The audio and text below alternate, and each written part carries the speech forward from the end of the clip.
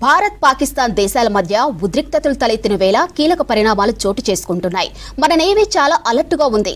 తాజాగా guided missile destroyer INS Surat తొలిసారి గగనతలంలో వస్తున్న లక్ష్యాన్ని అత్యంత ఖచ్చితత్వంతో ఛేదించింది. దీనికి సంబంధించిన వీడియోను నేవీ విడుదల చేసింది.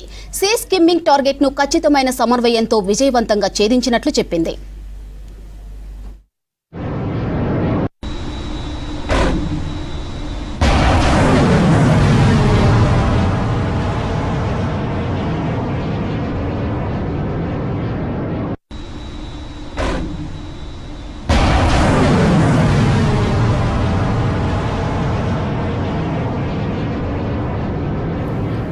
సముద్ర మార్గంలో రాడార్లను తప్పించుకోవడానికి నీటిపై అతి తక్కువ ఎత్తులో వచ్చే డ్రోన్లు, క్షిపణులు వంటి వాటిని సీ స్కిమ్మింగ్ టార్గెట్లుగా చెబుతుంటారు. ఇక ఐఎన్ఎస్ సూరత్ వివిధ రకాల మిలిటరీ ప్లాట్ఫామ్లతో కలిసి లక్ష్యాన్ని ట్రాక్ చేస్తూ ధ్వంసం చేసింది.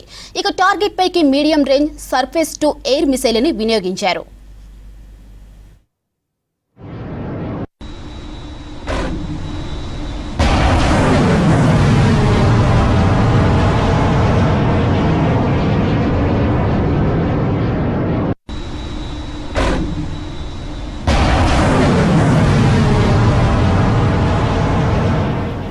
పహల్గాం ఉగ్రదాడితో ఇరు దేశాల మధ్య ఉద్రిక్తతలు పెరిగిన నేపథ్యంలో తాము ఉపరితలంపై నుంచి ఉపరితలంపైకి ప్రయోగించే క్షిపణి పరీక్షలు నిర్వహిస్తామంటూ పాక్ మిలిటరీ నోటం విడుదల చేసింది.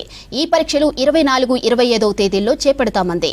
అదే సమయంలో ఐఎన్ఎస్ సూరత్ సరికొత్త మైలురాయిని చేరే సీ స్కిమ్మింగ్ పరీక్షను నిర్వహించింది.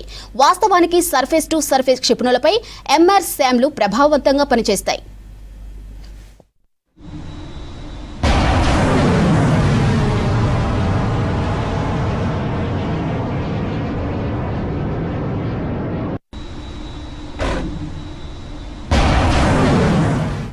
విమానవాహక నౌక ఐఎన్ఎస్ విక్రాంత్ అరేబియా సముద్రంలోకి వచ్చింది.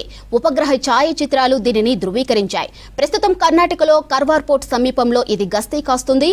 కాకపోతే కొన్ని వారాల ముందే అనుకున్న ప్రణాళిక ప్రకారమే దీని మోహరింపు జరిగిందని చెబుతున్నా పహల్గాం దాడి వేళ ఈ సమాచారం బయటకు వచ్చిందని తెలుస్తుంది. ఇప్పటికే దౌత్య విభాగంలో పాక్తో సంబంధాలను భారత్ మరింత తగ్గించుకుంది.